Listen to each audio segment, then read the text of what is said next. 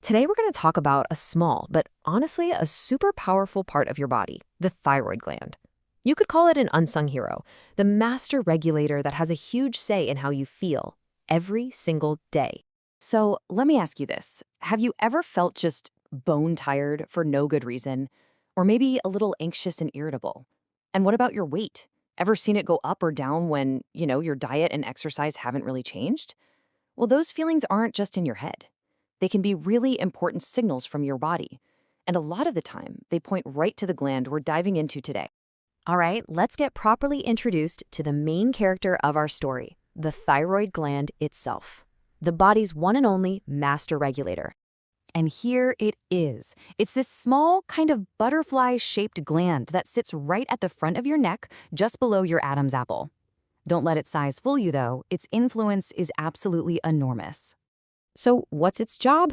Well, the thyroid makes hormones that basically control the speed of your body's metabolism. A great way to think about it is like the engine control unit in your car, or maybe the thermostat in your house. It's constantly telling your body how fast to run, how much energy to burn, and it regulates pretty much everything from your heart rate to your body temperature. But what happens when this master regulator goes a little haywire? Well, that brings us to the heart of most thyroid issues, a fundamental imbalance. You see, the two main problems happen when the thyroid produces either way too much hormone or way too little. It's either stuck in overdrive, we call that hyperthyroidism, or it's running on empty, which is hypothyroidism. It really boils down to too fast versus too slow. So with hyperthyroidism, the overactive one, everything speeds up. You might feel anxious or jittery, lose weight without even trying, notice your heart is just racing, or feel hot and sweaty all the time. It's like your body's engine is revving way, way too high. And on the flip side, you've got hypothyroidism, the underactive thyroid. In this case, your body's engine is sputtering and slowing way down. This can lead to that deep fatigue, weight gain that's really hard to explain, a slower heart rate, and just constantly feeling cold when everyone else is fine. You might even deal with things like constipation and brain fog. When you put them side by side like this, the relationship becomes crystal clear, right? Hyper versus hypo is really a story of opposites. Weight loss versus weight gain, a racing heart versus a slow one, feeling hot versus feeling cold. Understanding these opposite symptoms is so key to spotting a potential problem. So, if you're suspecting something is off, how do doctors actually figure it all out? Well, the whole process is a little bit like detective work. The process is actually pretty straightforward. It starts with you. The doctor will listen and review all your symptoms. Then they'll do a physical exam. They might even feel your neck to check if the thyroid gland feels enlarged. But the real proof, the smoking gun, comes from a few simple blood tests. And the main character in these blood tests is a hormone called TSH, or thyroid stimulating hormone. Now, TSH isn't actually made by the thyroid. It comes from the pituitary gland in your brain. Its job is basically to knock on the thyroid's door and tell it, hey, get to work, start making your hormones. So how does this all work? It's a really clever communication system. If your thyroid is underactive and not making enough hormone, your brain senses this and starts shouting. It sends out way more TSH to try to get it going. So low thyroid function means a high TSH level. And on the other hand, if your thyroid is overactive, your brain just whispers, sending out very little TSH. So high thyroid function means a low TSH level. I know it seems a little backward at first, but when you think about it, it makes perfect sense. Now, there is one time in life when this delicate balance is more critical than ever, and that's during pregnancy. A mother's thyroid hormones are absolutely essential for her baby's brain and nervous system to develop, especially early on in the first trimester. Pregnancy naturally puts a lot of extra demand on the thyroid, so any kind of imbalance can increase certain risks, like premature birth. Because of this, the normal ranges for TSH are actually different and much tighter during pregnancy. You can see here, doctors will aim for a TSH level below 2.5 in that first trimester, which is a much stricter target than for non-pregnant adults. It just shows you how carefully this needs to be watched. And to help support this increased demand, it's often recommended that pregnant and breastfeeding women take a daily supplement with about 150 micrograms of iodine, which is, of course, the essential building block for making thyroid hormones in the first place. Okay, so after all that information, what does this actually mean for you? What are the big takeaways when it comes to managing your own thyroid health? Well, here's the really good news. First off, if you have a thyroid disorder, you are so not alone. These conditions are incredibly common, affecting millions of people all over the world. And second, they are very manageable. Hypothyroidism is usually treated with a simple once-a-day hormone replacement pill. And for hyperthyroidism, there are also great treatments available, like medications and other therapies. The most important thing to know is that with the right diagnosis, these conditions can be controlled really effectively. And that brings us right to our final thought. Your body is constantly communicating with you through signals. Sometimes they're subtle, sometimes they're not so subtle. Learning to listen is the first, most important step. If any of the things we've talked about today sound a little too familiar, it might just be worth a chat with your doctor. So, the question is, what signals might your body be sending you? Welcome to The Explainer. Today, we're diving into a tiny gland that's basically the secret master controller for your entire body, the thyroid. It might be small, but trust me, its impact on your health is absolutely massive.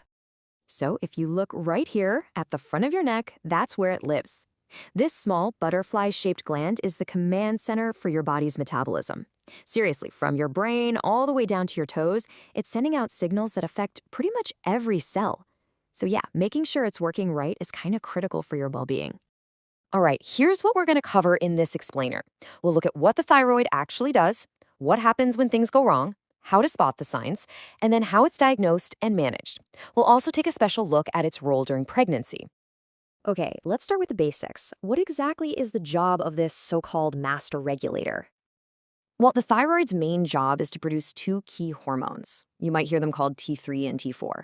They travel through your blood to every single part of your body. Think of them like little messengers that set the pace for your metabolism. They influence your heart rate, control your body temperature, and can even have a big effect on your mood. Its reach is truly system-wide. You know, a really great way to think about the thyroid is like it's your body's thermostat, or maybe even the gas pedal on an engine. It's constantly making sure everything is running not too fast and not too slow, but just at the perfect speed to keep you healthy and in balance.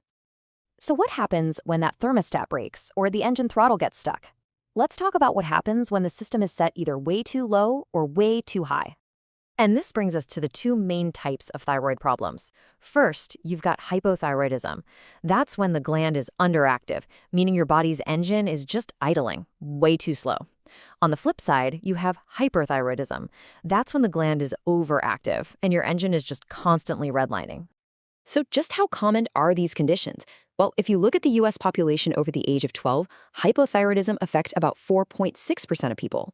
And as you can see, that makes it a whole lot more common than hyperthyroidism, which is sitting around 1.3%. Okay, so how would you even know if your body's engine is running too fast or too slow? Well, your body sends out some pretty distinct signals. Let's get into the signs. I mean, these are some of the most classic signals, right? But they often get overlooked because they can feel so vague.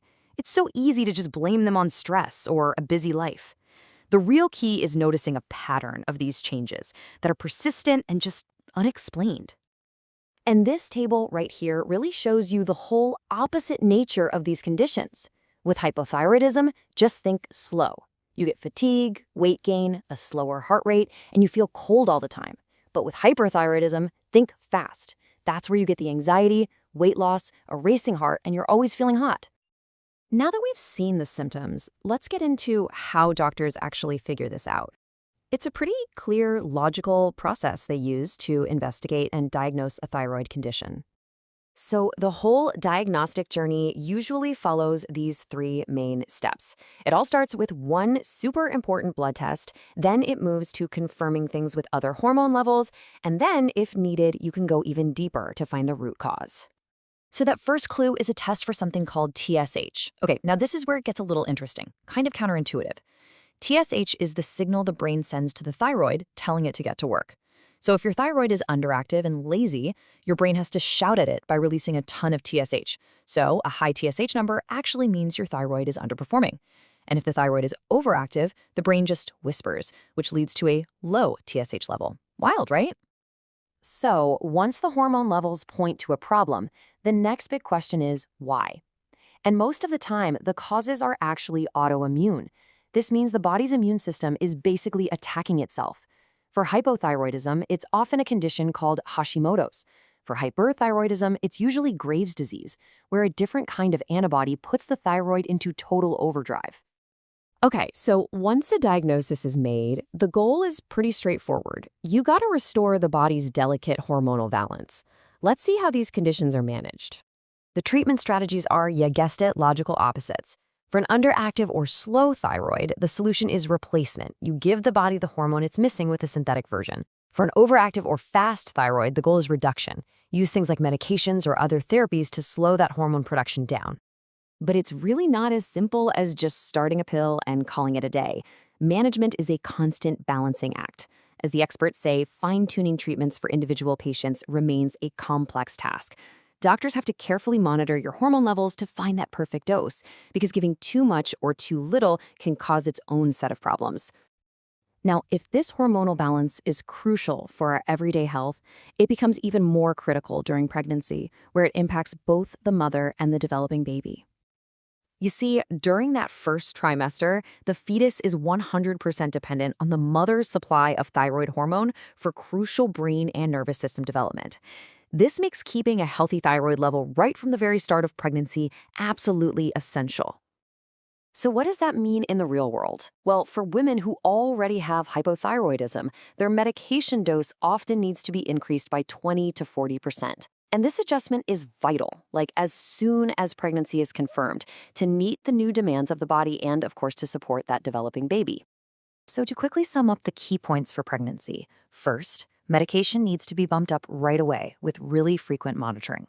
Second, getting enough iodine becomes even more important. It's also critical for mothers with Graves' disease to get special monitoring, because those antibodies can actually affect the baby. And finally, it's good to know that a new thyroid issue can even pop up after delivery, a condition called postpartum thyroiditis. So we've seen just how central the thyroid is to your body's overall balance. The symptoms can be subtle, for sure, but they are signals.